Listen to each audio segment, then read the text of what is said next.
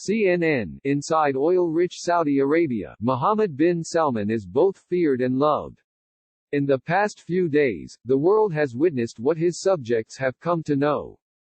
The powerful crown prince, known as MBS, will not shy away from confrontation if he thinks his and his kingdom's interests are under threat. In fact, his default desire often appears to be domination. At the OPEC summit in Vienna last week, when Russia refused his call to cut oil production as demand dipped due to the global coronavirus outbreak, MBS upped the ante, challenging Moscow and threatening to ramp up Saudi production, triggering the steepest drop in oil prices since the U.S. began bombarding Iraqi troops in Kuwait in 1991. Saudi's king-in-waiting believes that Russia has been cheating on oil production agreements, and after giving them many chances, according to one source close to the government, has decided that this is the moment to put his foot down. The prince may not have wanted this confrontation right now, or may have miscalculated the ability of his brother, the Saudi oil minister, to negotiate for him in Vienna, but what is clear is that MBS, by default or design, can be a global disruptor. Since the Vienna showdown, markets have settled a little, and U.S. President Donald Trump has called MBS to discuss global energy markets. But while the Crown Prince has signaled there is still some time to talk this oil spat through, he has also tasked the state-run Aramco with raising production from its max of 12 million barrels a day to 13 million, readying a move that could further crush oil prices. He is not backing down, and his strategy has all the hallmarks of a loaded threat. Predicting the outcome, and the impact on the global economy, isn't easy. As his own citizens have known for a while, MBS himself can be mercurial and hard to predict. Since he rose to power following his father's coronation in 2015, bin Salman has sold a popular and ambitious vision of the future, delivering long-awaited reforms while silencing critics and cementing his power.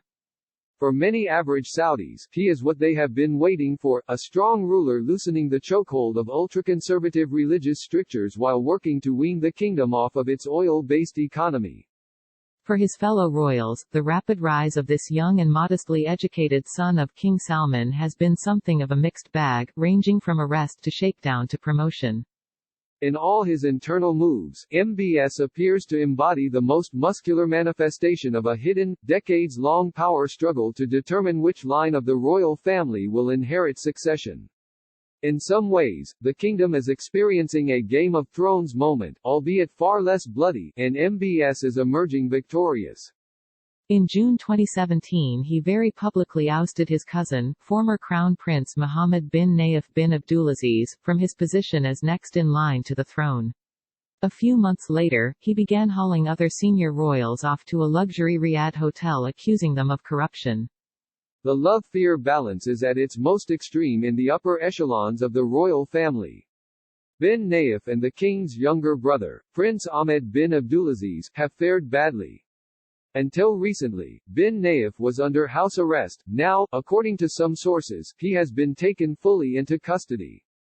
Both men could have been contenders for the crown, the thing MBS most fears being snatched from his grasp because once he's king, no one can oust him. And his no-holds-barred approach to the Saudi royal struggle mirrors his conduct on the world stage.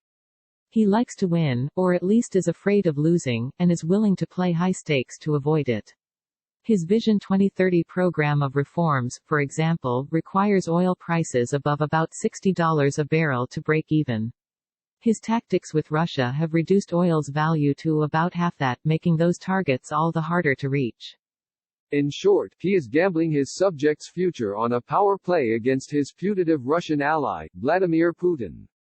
If MBS wins, he gains market share and global stature, much needed after his image was tarnished by the murder of Saudi journalist Jamal Khashoggi, for which the United Nations Special Rapporteur found the Crown Prince responsible. MBS flatly denies involvement in the killing. But even if it pays off, bin Salman has already failed in his core goal of weaning Saudi Arabia off of oil because his leverage is entirely oil-based. It still isn't clear how long MBS will go toe-to-toe with Putin over oil. If he keeps it up, he'll strain his ties with Trump, not to mention risk breaking his promise to his countrymen of transformational change. Whatever he does, his tactics will be tested again soon. Saudi hosts the G20 summit of the world's 20 top economies this year, and MBS will be helping steer his aging father King Salman through chairmanship duties, leading the way on resuscitating what will by then be a very battered and bruised global economy. The question many people will be asking in the run-up to that summit is whether the young prince can rein in his own powerful ambitions for the betterment of everyone else.